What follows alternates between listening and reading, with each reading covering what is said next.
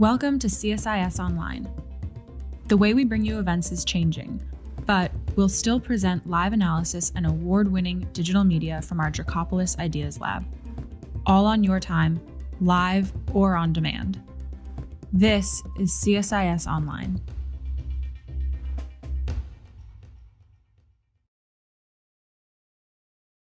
For Strategic and International Studies online event.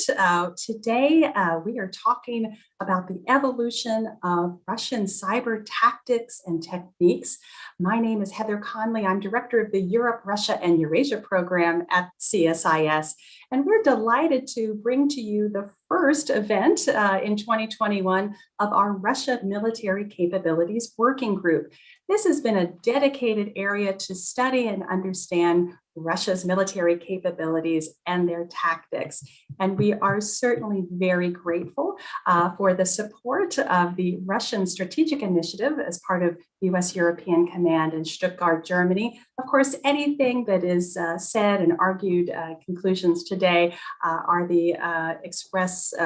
certainly do not reflect the Department of Defense or the U.S. government in their opinions, but we're extremely grateful for their support.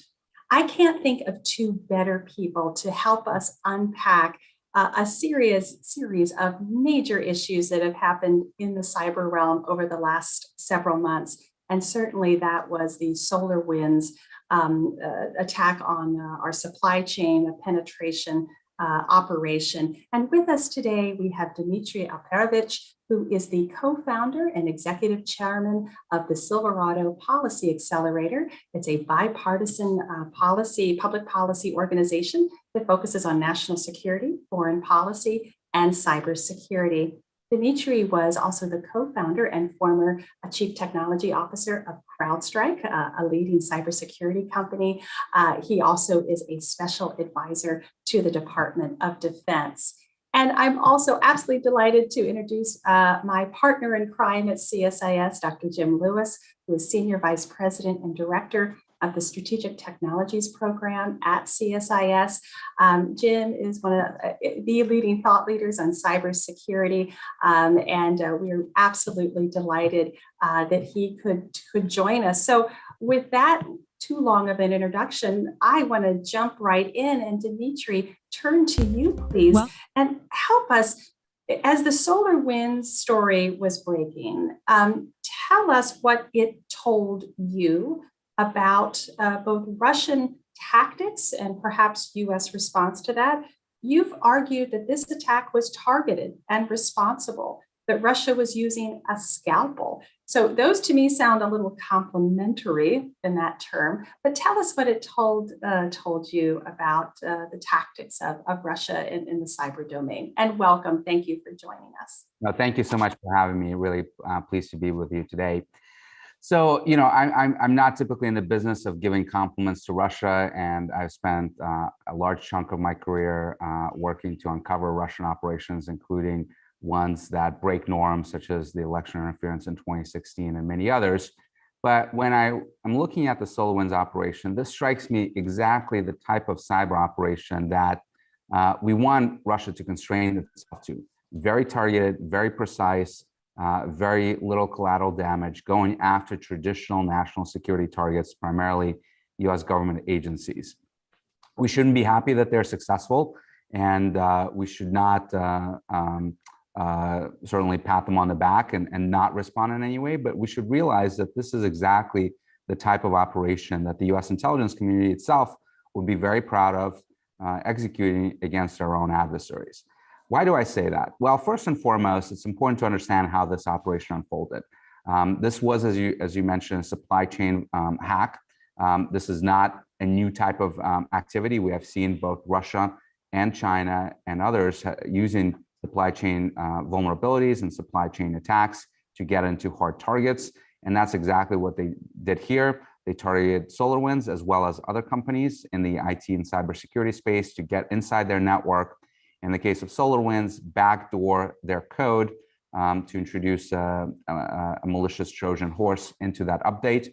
And once SolarWinds customers started updating their software and downloading this update, they would essentially open up the door to their network to the Russians. But here's where I think we're not appreciating fully the carefulness with which the Russians had conducted this attack.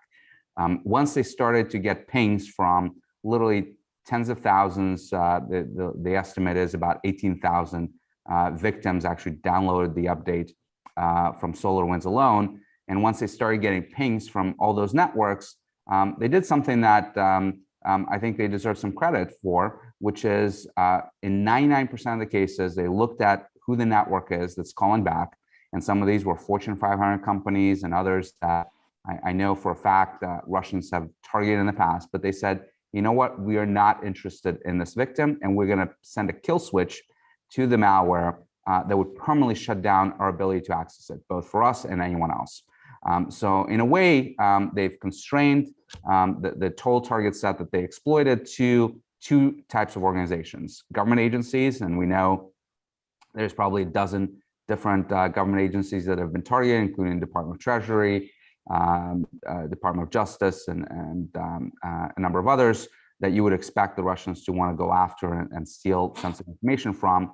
And then the other types of companies were sort of daisy chain type of supply chain companies, cybersecurity companies like FireEye, IT companies like Microsoft and others, that they could then get into those networks, steal valuable information that could help them target other customers of those companies, primarily government agencies. So all in all, an exceptionally well executed operation, but also very targeted. And the fact that they did not exploit the vast majority of the 18,000 victims is something that we should recognize is a very precise operation. Now, I don't think they did this to do us any favors. I think the primary reason for doing that was to actually remain stealthy. The smaller set of targets you're exploiting, the less likely you are to be identified, and the longer you can run your operation. So I'm sure that was a primary motivator, but nevertheless, we benefited from that. And it stands in stark contrast to the untargeted, reckless, and dangerous operation that the Chinese had executed in the last 2 months with their exchange hacks. So Dmitry, thank you so much. But that characteristic and the description of that, and turning to you, Jim, does not meet the words of members of Congress that after this story came out, suggested that this was the largest cyber attack of its nature. It demanded some of the strongest response that we've had to a cyber attack against this country. So how do we sort of manage, in some ways, the education of these types of attacks? And so I'd welcome your thought on that, as well as what you saw as the SolarWinds attack unfolded. Thank you, Heather. And let me start by saying I agree with much of what Dmitry said. So we all know that the Russians are much more skillful than the Chinese, although, and Dmitry can comment later, both the Chinese and the Iranians, unfortunately, are improving rapidly. But on this one, by coincidence, I was coming from a meeting this morning on European time of like-minded nations talking about how do we impose consequences on nations like Russia for actions like SolarWinds? And their sort of consensus view to start was this is a violation of international law. It is a violation of sovereignty. So one of the problems we have in this discussion is we keep trying to impose 20th century or even 19th century conceptions of war and international humanitarian law onto a new kind of conflict. And there's a lot of rough patches, but the debate has shifted. There's now a discussion of how do we impose consequences for things like SolarWinds. And of course, there's issues of attribution, not in this case, I'd say. It doesn't have to be necessarily cyber consequences. The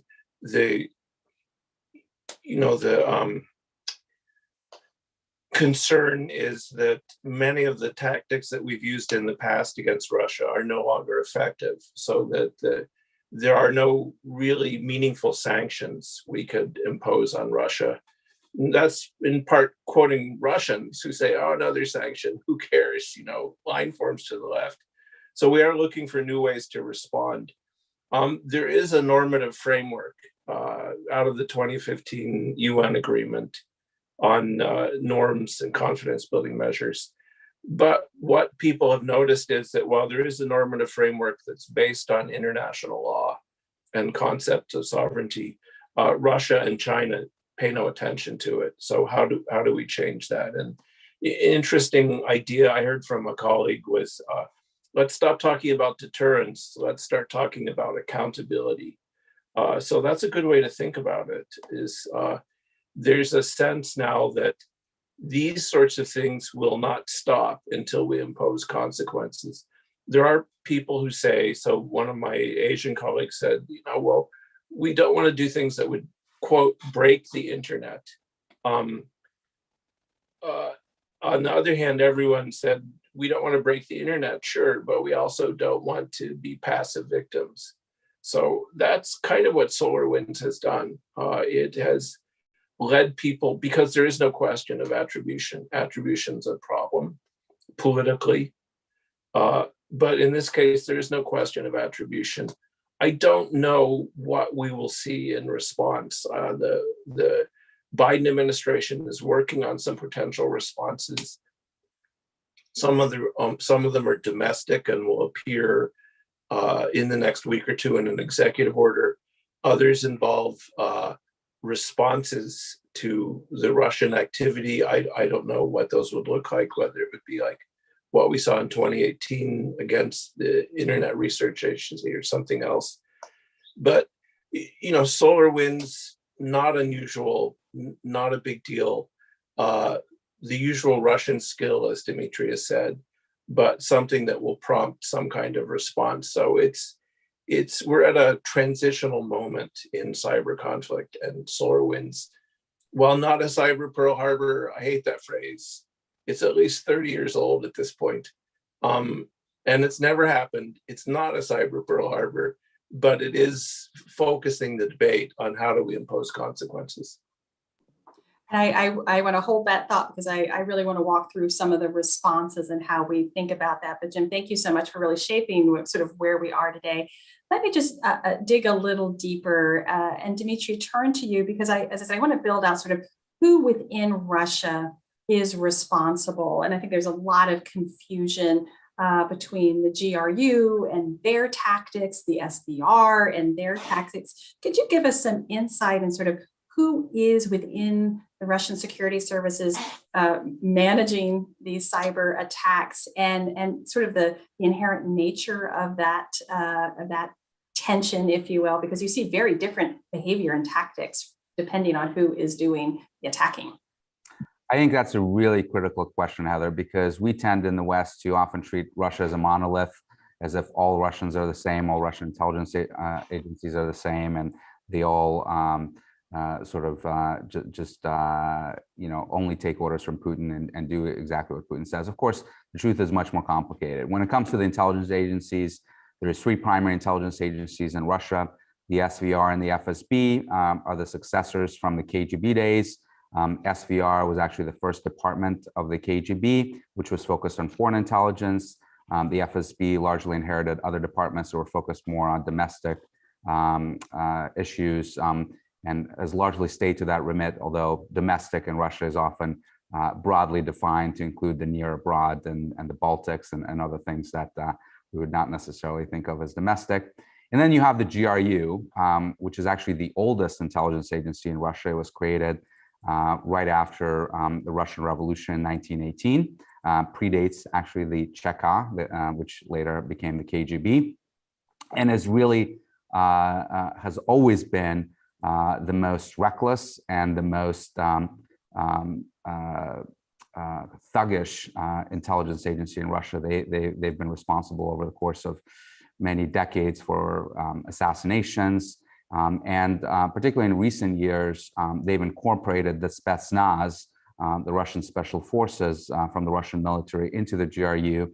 So a lot of the people that are working in that intelligence agency either have that background or share the mindset of the Spetsnaz, of being the tip of the spear and doing very advanced operations, but also very risky operations.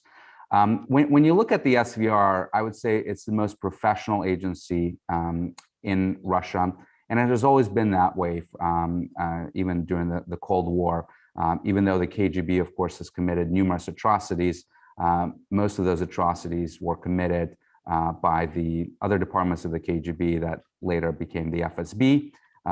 Most notably, of course, during the Stalin's era, with millions of people that have been sent to the gulags and killed. But the SVR and its predecessor was always sort of mostly abiding by the rules of espionage, the gentleman's agreement that spy agencies follow. And while there have been certainly excesses, by and large, they've kept to professionalism and focus. And when you look at their cyber operations, they've really followed that mindset. Their operations, for the most part, have been constrained to targeting government agencies. SolarWinds was by far not the first time we have seen them. Previously to that, their most famous operations were in 2014 and 2015, where they targeted the White House, the Joint Chiefs of Staff, and the State Department, and a successful infiltration of those networks. And also famously in 2015, they also targeted the DNC, Democratic National Committee, but they were not the agency that was ultimately responsible for leaking that information. They came into the DNC to steal information and collect intelligence. Unbeknownst to them, it looks like later on in 2016, the GRU independently hacked the DNC, and we know what transpired afterwards. So I think that needs to be part of our calculus when we look at Russian operations, to understand who is doing them and what their motivations may be. It can certainly change, where SVR can become more reckless in the future and engage in active measures operations, influence operations. We just never seen that. And until we do, I think we have to be a little bit cautious and appreciative that at least one agency in Russia is being responsible. And the last thing we want to do is incentivize the behavior for them to start mirroring their colleagues in the FSB and the GRU. One of the things that I think caused SolarWinds is actually that 2014-2015 intrusions into the White House, the Pentagon, and the State Department. Because at the time, while we were scrambling to respond and kick the Russians out of those networks, and sort of setting our hair on fire for how they've been able to orchestrate this very successful attack, at the end of the day, when you actually look at the results of that operation, it was actually a failure. And I say that because they were detected very quickly. It was a very noisy operation, sort of a traditional cyber hack. They sent out these spear phishing emails to lots and lots of people, hundreds of people within those organizations, wanting one person to click, so that would be enough for them to get into the network and start exploiting it. But of course, in the process of sending out so many spear phishing emails, they triggered all sorts of alarms. So the minute they did that, the US government knew that it was being targeted, and they responded very quickly within weeks to eject the Russians out. So in a way, if their goal was to get into those networks and sit in there for months and years, emulating what they do traditionally in the human intelligence space, where they send out these illegals that we may remember from 2010 case, people that are under non-official cover, under fake identities, that live amongst us, and over time try to get close to people in power to collect intelligence. That is their preferred method of doing human intelligence. If they're trying to replicate that in cyber, the 2014-2015 operations were a massive failure. So I think it's very likely that they went back to the drawing board after those operations and said, well, how do we do what we do so well in the human intelligence space, and get into those networks and stay in there for hopefully years and decades and continuously steal valuable information? And they came up with the supply chain idea, where if you can compromise a critical supply chain component like SolarWinds and others, then you can conduct an operation that is very stealthy, very difficult to detect, and you can hope to stay inside of those networks for a very, very long period of time. So I think it's very likely that the 2014-2015 operations actually led us directly to the SolarWinds hack and the new mindset and the new normal, as I call it, because I think going forward, they will take lessons from this, and we are unlikely to see the last of it. It's common for us to think of SolarWinds as a past thing. The Russians did it, we found it, we're now moving on. The reality is that in addition to solar winds, there are at least 100 different companies in the private sector that they also targeted. And most of those companies were perfect vectors for further supply chain attacks. So they're basically stockpiling these supply chain vulnerabilities and access methods to use in ongoing attacks for years to come. So we're likely to see that for a long time. Now, shifting gears, FSB and GRU also have very active cyber operations. The GRU has been responsible for most of the reckless cyber operations we have seen since 2014, including the NotPetya attack, the most destructive attack in history, as the US government called it. That was an attack on Ukraine that was unconstrained and hit numerous other countries, including, ironically, companies in Russia, but also Western companies. We, of course, have seen their election interference methods, not just in 2016, but against the French election in 2017 and others. And the FSB has conducted a variety of different campaigns, both espionage campaigns, but also campaigns that have puzzled US policymakers, campaigns that have resulted in them breaking into networks in the US electric grid, not the OT networks, not the operational networks, where you can actually cause blackouts and the like, but nevertheless very worrisome that they would be inside the grid effectively. And what they were doing inside the grid is still kind of a big puzzle to many. So that's kind of the landscape that we have with the Russian intelligence services. Dmitry, thank you so much. And I'd like to thank our audience. Please keep sending us your great questions. And I'm going to, Jim, turn to you, because as Dmitry noted, I mean, we do see evolution, noisy, although we think that was successful, unsuccessful, the long-term, the patient, the sitting, the collection, that's the new normal. That's what we're seeing. But as Dmitry noted, what may be responsible for the SVR may be used irresponsibly in a major disinformation campaign, very much like the 2017 French presidential election, where the government hacked and produced a disinformation campaign using a variety of actual documents that were taken from the campaign, but also mixed with fake documents. So one question that we got from our audience, is it conceivable that by targeting and stealing information from Microsoft and SolarWinds and the supply chain, that Russia is preparing to potentially launch even more dangerous and more massive attacks down the line? I would sort of, in the disinformation, misinformation space, or is this something that, again, could be used more recklessly? I mean, thinking about it in broader terms. Thank you, Heather, and that's a good question. I hope we have time to talk about the evolution of Russian operational activities, because for me, this really goes back to Serbia. And that's the first time you saw the Russians begin to think. We have this overwhelmingly powerful, but not very bright opponent. How do we get around it? But we can talk about this later. One of the things we've learned in the last few years about cyber is that it's no longer a standalone domain. It's no longer an independent thing that occurs outside of the larger realms of strategy and policy. So to think about this and to think about our response, we have to put it in the context of what is our policy towards Russia? What is our goals here? We can also talk about that later. We didn't inherit, the Biden administration didn't inherit a very useful construct when it comes to Russia. Quite a lot of repair work to do. But in this particular case, take a step back and think about it in the larger terms of how does Russia achieve coercive effect against the United States without increasing the risk of a violent response. And so managing that risk has been one of the hallmarks of Russian activity. And we probably don't agree on this, but I don't worry about attacks on critical infrastructure. I mean, this is not Schweinfurt. We're not going to see B-17s over Detroit. This is a different kind of war.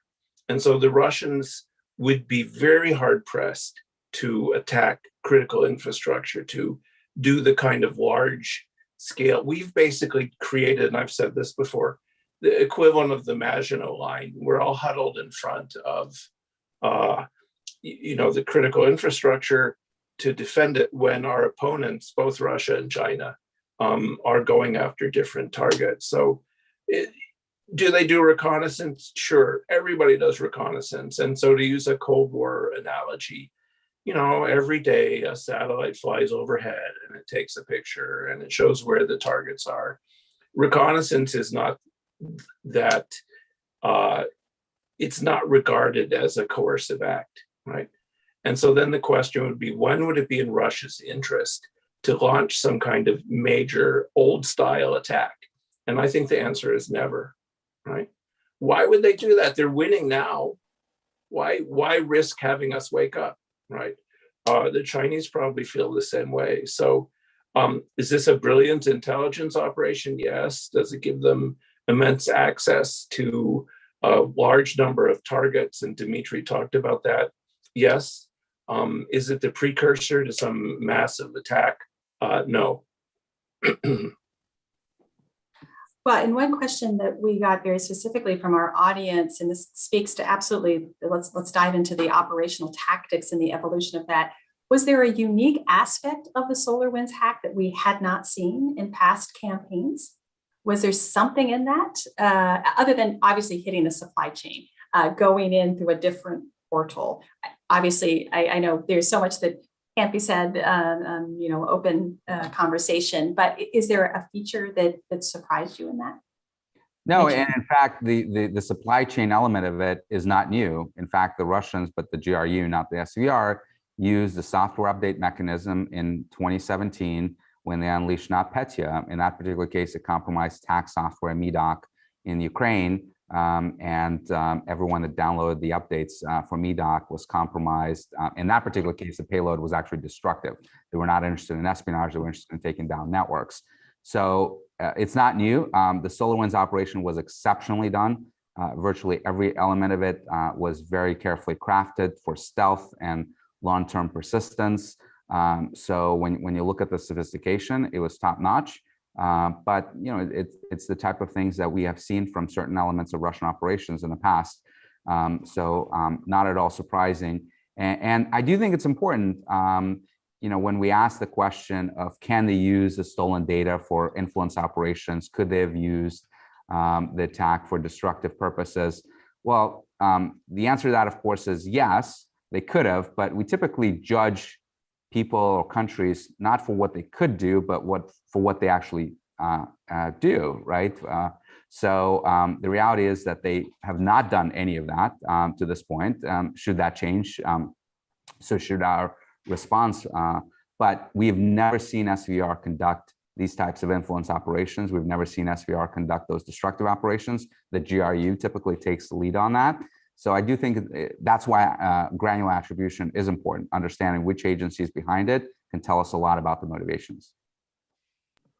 Yeah, absolutely. So I'd love to shift to the response question. Jim, you had already alluded to that in one of your opening questions. So how do you, hold those state actors accountable? How do you do this? And as I said, I think you're absolutely right. The United States is sort of running out of sanctionable options until it really becomes more escalatory in the sanctions posture. We go after things that are very detrimental to Russia's economy, potentially the global economy. So how do we think about this? As Dmitry said, this is the new normal. This isn't going to go away. It's present in our system. How do you respond to it? Love your ideas. And then Dmitry would also welcome your thoughts on that as well.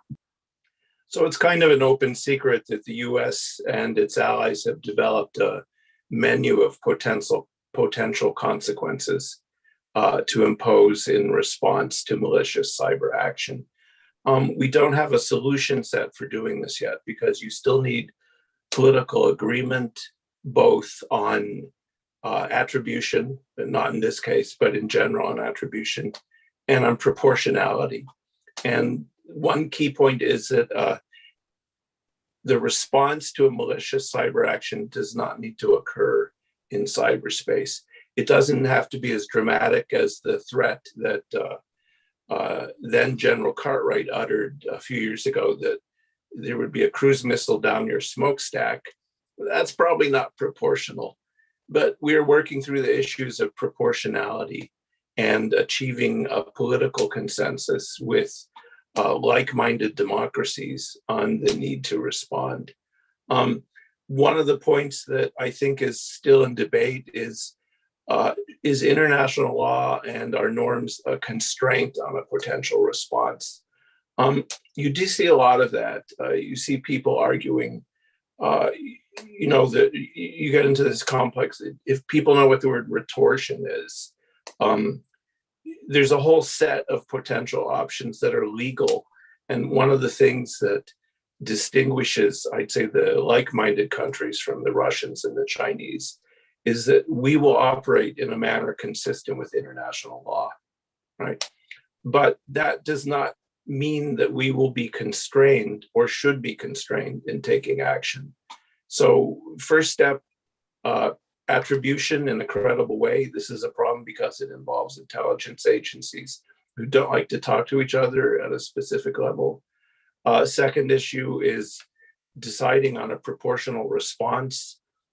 In this case, what is the proportional response to hacking an election? What is the proportional response to this kind of massive attack? And that has yet to be worked out, although there are ideas on the table. And then finally, there's getting political agreement among like-minded nations, both of what actions to take and how to message this. I would note one thing, though, which is that the United States is unique in NATO in that it is truly a great power, right? And it's a large country, and the rules for large countries are different than the rules for small countries. So it would be preferable if we acted in concert with our allies, but that doesn't mean we won't act if we don't have that. So what are the right things to do? A subject of debate. Attribution, no longer a problem. It'd be better to act with allies, but at the end of the day, we might go without them once our lawyers say, okay. Jim, I feel some feedback coming back after that comment about not from the lawyers, I hope. No, Dimitri. Before I let you answer that, I want to pull in some fantastic questions we're getting from our audience, and I again thank you so much. Keep them coming. I'm going to keep pulling them into the conversation. Two ones that really caught my eye.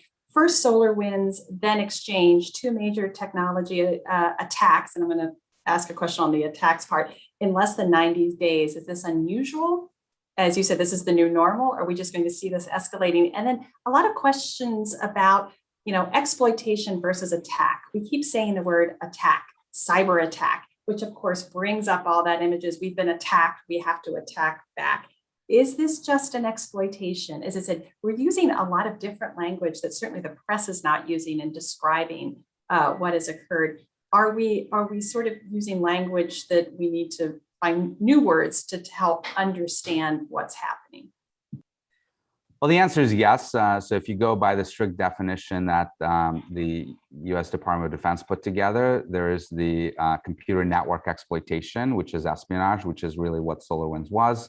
And then there's computer network attack, where you're trying to achieve some disruptive or destructive effects, which was not SolarWinds. So yes, going by that very strict definition, we should not be using the word attack. However, in the colloquial terms nowadays, it's become commonplace. And in fact, for the last 30 years, even espionage attacks, most people refer to as attacks, as I just did inadvertently as well. So I think it's too late to change the language.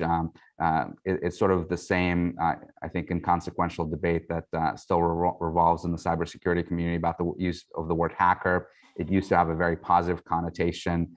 If you're doing a life hack, it's a good thing. You're trying to figure out how to make something out of nothing. Of course, over time, it has gotten a much more negative connotation. I think it's too late to get the public to change their opinions of either of the two words. So I think it's kind of a lost battle. That is fair enough. Two other quick questions. First to Dimitri, and then Jim, I'd like you to weigh in as well. I will call it restraint and retaliation. So one audience member was a little questioning, Dimitri, of your words, if this was a restrained attack by Russia for solar winds are it doesn't seem restrained in the scale and the scope. And then there was one question on sort of, again, it's always important for us to put ourselves in Russia's shoes in some ways, how they're interpreting this. One questioner asked, to what extent does Russia believe it is retaliating against US activities within its critical infrastructure? So are we already in that sort of tit for tat? They're responding to us, we're responding to them. I would welcome your thoughts on that. Well, again, as I said, this was a traditional espionage operation. We certainly conduct plenty of espionage operations against Russia, and they expect us to do so, and they feel unconstrained to do the same to us. So I don't think it's a response to anything specifically versus them just wanting to get a deeper understanding of U.S. policy on sanctions, U.S. policy on prosecution of Russian cyber criminals and potentially even intelligence operatives, as they're probably trying to do by breaking into the Department of Justice. Those are the types of things we would expect them to do. And by the way, I'm not arguing that we should not have a response, even though this was traditional espionage. Certainly when we have cases of traditional espionage in the physical world, when we catch a spy, we don't pat them on the back saying, good job, well done. We arrest them, we prosecute them, potentially later on exchange them for our own spies that get caught. We may even, if this is a very consequential spying operation, express our displeasure with démarches, maybe kick out some spies, in addition to the ones that have been caught, maybe even close down some consulates and the like. Of course, all of those will likely trigger reciprocal responses as well. So I think all of that should absolutely be on the table. And this was certainly a very consequential espionage operation. It did cause us a lot of operational headaches. Some government agencies had to take down their unclassified email systems for a number of days, which was not ideal, obviously, and only operate on classified networks in the time of COVID when a lot of people are at home or on the road. That presents unique challenges. So this was not painless to us by any means, and we should express our displeasure. My only argument is that we should not overreact. We should stick to the established norms of responding to espionage, whether in the physical world or in cyber. And I think going overboard will actually be counterproductive and send precisely the wrong message to the Russians, that when they do an operation that is constrained, that is careful, that tries to limit collateral damage, they still get hammered. So it will create a perverse incentive for them to not be careful next time around and say, well, screw that. We try to do something good here. Although the reality is, of course, that they didn't do it for our benefit, they did it more for theirs. But next time they will say, you know what, we got hammered anyway, so next time we'll be much more reckless. I think that's an incredibly important point. Jim, two specific questions to you. We're getting questions, again, I know this is difficult in this sort of open environment to talk about, is it time for really thinking about proportionality and offensive capabilities? And so there was a question of, are we self-deterring ourselves in that sense, that we're not being more deliberate in offensive capabilities? And then a very specific question, if I may read it, was the SVR's usage of US-based servers as operational infrastructure in SolarWinds meant to adapt to the Cybercom's persistent engagement command vision? So again, are we mirroring each other in some ways of how we're looking at this? And if so, will we see more operations meant to adapt to the current command vision of Cybercom? So in one of the first response actions undertaken by Cyber Command some time ago, it was a joint action with one of our close allies. And at some point, the ally became frustrated and said, well, you guys fight with your lawyers. We're just going to go ahead. We can't wait anymore, right? And so 3 months later, we caught up with them. So we do tend to self-impede, and that was a luxury we could afford when we were unchallenged. But it's, in my view, not a luxury we can afford anymore. And I'd say there's a good, strong debate in the intelligence community and in the defense community over what do we need to do. I'd say the majority still would argue for a conventional, don't want to misinterpret that, a traditional restrained response, but a significant minority now believes that it's time to think of a more more assertive, more coercive set of actions. So this is a debate that I think will play out over the course of the first Biden administration. On the SVR's tactics, Dimitri would know better than I don't think that they did this. Their planning was shaped by persistent engagement and by defend forward. Their operational intentions might have been shaped because they clearly intended to evade U.S. detection, and that's one of the questions people has. If defend forward means you're on their networks, how did we miss this? And I'd say in part it's because we don't spy as much on the Russians as people think. Maybe we should spy more, right? But I think it wasn't. There's this larger debate of what is the appropriate response, moving in the right direction, I'd say, but we're not there yet. And then there's this question of it's interesting to see the global reaction to defend forward and persistent engagement because it's widely misunderstood. And so we could do a little better job of communicating it. I have a pretty fair sense that the Russians know what we're doing. And they undoubtedly thought Dmitry would know more how to evade our ability to detect. But I don't think it was as precise as the question might have implied. Dimitri, I want you to respond to that and add one more really thoughtful question before we close out.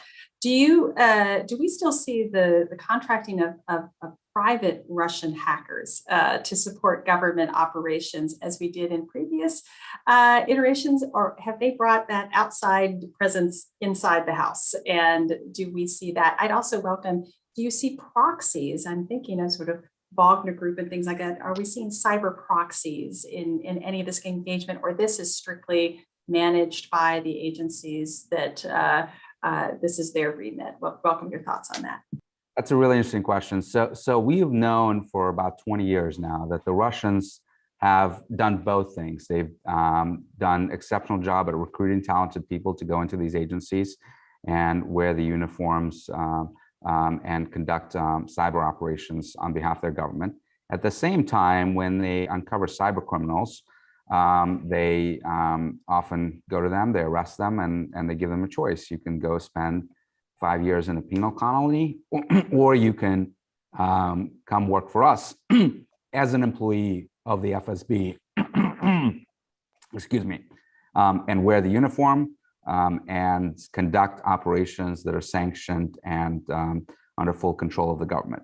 Now, what happens in a lot of those cases when they bring these criminals in is that, of course, it's once a thief, always a thief, and it's hard to change their mindset. So while they're by day conducting the operations that are sanctioned by the state, by night they're using oftentimes those same resources to line their pockets with money. And sometimes they're doing both at the same time, as we saw in the indictments of the Yahoo hack that was conducted by several FSB operatives, including formerly people we had tracked as cyber criminals. They were doing traditional espionage, breaking into Yahoo to get access to mail accounts of certain politicians and other prominent figures that the Russian government would want to track. But at the same time, while they were in those accounts, they were looking for credit card numbers that they could steal and sort of benefit themselves personally. So those types of activities are very, very common. But when you're doing an operation like SolarWinds, regardless of whether it's a traditional professional cyber operative that has gone to the SVR Academy, entered the service and has been working there their entire career, or someone that they brought in from the outside that used to be a cyber criminal, those are planned, controlled, and very carefully managed operations. I know it's fascinating. And then one final question before we end. This goes to the sort of the responses. So the Mueller indictment obviously shed enormous light, particularly on the GRU related to the influence operation in the 2016 election. Did that have any? Is that sort of the name and shame type of where we're using these extraordinary technological tools, Bell and Cat, they're doing incredible work, naming, shaming, using that transparency. Does it make a difference? Or to be honest with you, they got highlighted, but there's another cadre coming in there to continue to do their activity. Dimitri first, and then Jim. So I've always been, for the last 10 years, an advocate of naming and shaming, but not for the reasons that it would actually change other nation state behavior. And there's little reason that it has done so. There's one exception to that, which I'll mention in a second. But for the most part, with all of our primary adversaries, it has not changed their behavior one bit. Because we have to remember that when we name and shame a GRU operative or a Ministry of State Security in China operative, they're following orders. And they don't necessarily have an option to say no.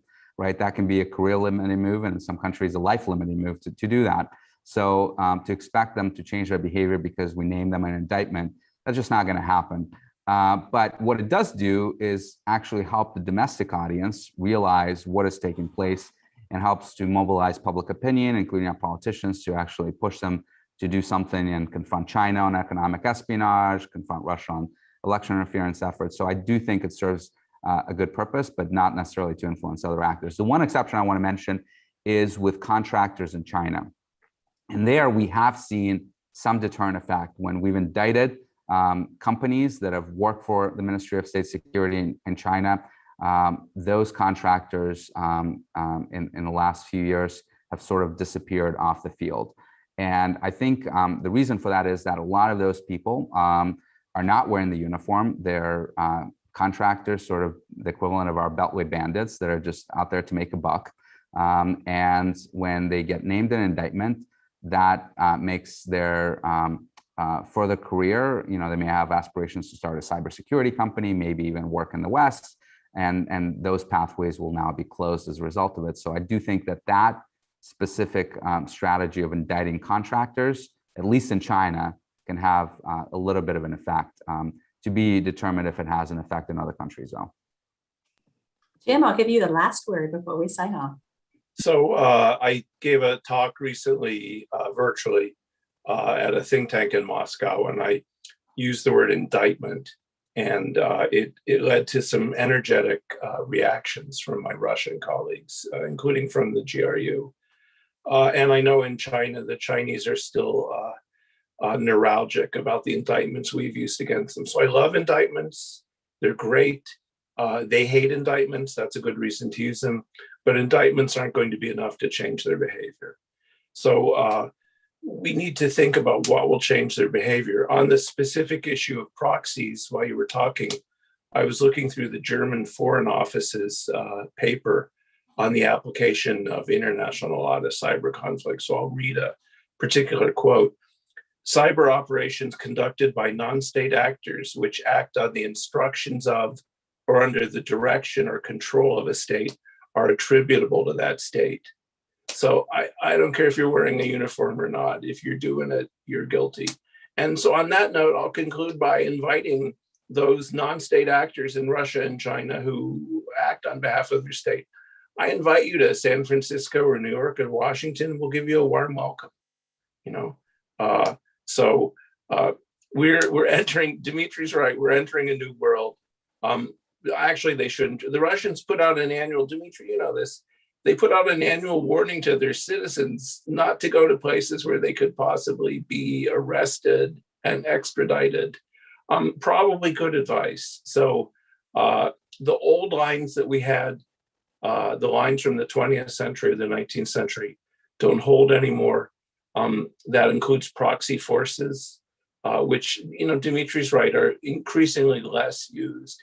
But it doesn't matter whether you're a proxy or an officer. We need to find some way to change your thinking about risk, and we need to find some way to encourage you to visit Club Fed in Manhattan. If I can just add one more quick piece, Heather, about half a decade ago, I coined the phrase that we don't have a cyber problem, we have a Russia, China, Iran, and North Korea problem. And I still stand by that, because the vast majority of the cyber intrusions we're seeing are originating from those countries, either from the nation states of those countries or from criminals and proxies that are allowed to operate freely within those countries. And we absolutely need to hold the countries accountable for, as Jim said, for what happens inside their borders, whether it's directed by the state or whether the state just turns a blind eye to this activity. Dimitri, thank you so much. Well, I feel like saying welcome to the new normal. I think we really learned that the precision of how we are describing what is happening, helping to educate, helping to tailor responses to that, and putting that into a normative framework is really, really essential. Well, I have a couple of thank yous. First, a great thanks to our audience. Those questions were exceptional, and I wish I could have gotten to all of them. I tried to weave them in. We have a really smart, talented audience, and we're asking great questions. Dimitri, Jim, thank you so much. You made this easy to go through a very complex topic, helping us understand exactly what we need to think about and the evolution of these tactics, which is so important. And again, a great thanks to the Russia Strategic Initiative at UCOM for giving us this opportunity to have this conversation. To our audience, thank you so much. Stay tuned for more events in our Russia Military Capabilities Working Group. Until then, be safe, be well, and have a great day. Thank you so much.